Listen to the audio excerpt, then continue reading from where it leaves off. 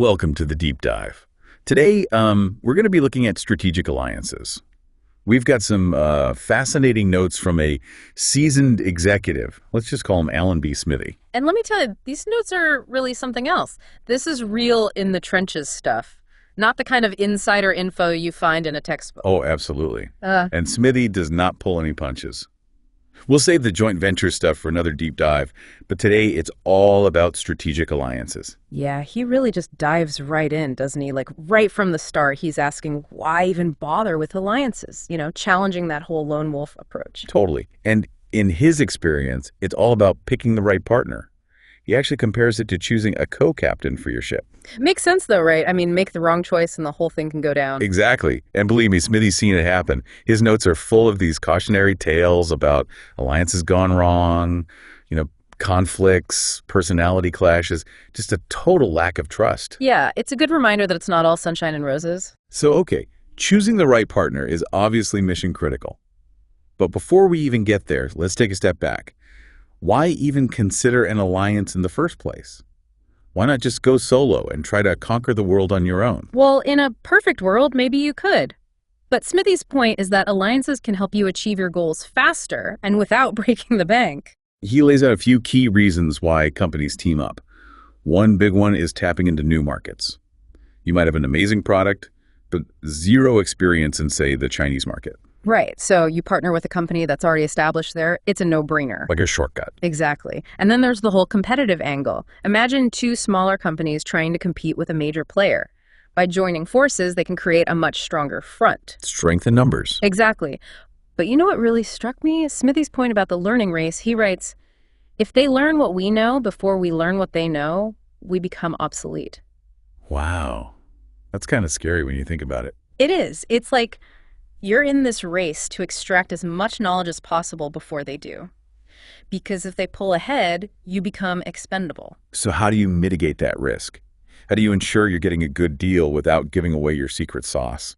That's where it gets really interesting. Smithee gets into the nitty-gritty of how these partnerships actually work, the different shapes they can take. He talks about everything from technology transfer agreements, where one company licenses its tech to another. Like a pharmaceutical company licensing a drug patent? Right. Or you've got joint product development ventures, where companies combine their expertise to create something totally new. Two software companies teaming up to build a game-changing app, for example. And then there are purchasing agreements.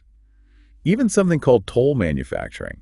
Sounds kind of ominous. It's not as exciting as it sounds. Basically, it's when a company outsources its manufacturing to another company. So instead of building their own factory, they just borrow someone else's? Pretty much. It's super common in industries with high upfront costs. Makes sense. Speaking of reaching new customers, Smithee talks about distribution agreements as a way to quickly expand your reach. Imagine partnering with a company that already has a massive distribution network. Your products could be in front of millions of new customers overnight. Talk about a game changer. And of course, there's always the good old-fashioned marketing blitz. Companies joining forces to make a bigger splash. Twice the marketing budget, twice the impact. Makes sense. And then there's what Smithee calls intellectual advice. It's like high-level consulting, right? Where companies share knowledge and expertise. Yeah, it's not always about tangible products. Sometimes the most valuable thing you bring to the table is your know-how. Fascinating. So we've got all these different flavors of alliances, but one thing remains constant. Picking the right partner is make or break. He says it again and again. Choosing the wrong partner is like inviting disaster into your company. And judging by his notes, he's speaking from experience. Definitely. He's seen firsthand how quickly things can go south if you're not careful. He's not kidding around, is he? It's easy to get caught up in the excitement of a potential deal. But as Smithee puts it, due diligence isn't just a checkbox, it's your life preserver. Right. He's all about looking beyond the numbers and the sales pitch.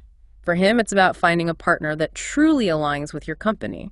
And he's got this whole thing about the sniff test. Have you heard about that? Oh, yeah, the infamous sniff test. He actually says, and I quote, "Go and sniff their HQ to see if they smell like us."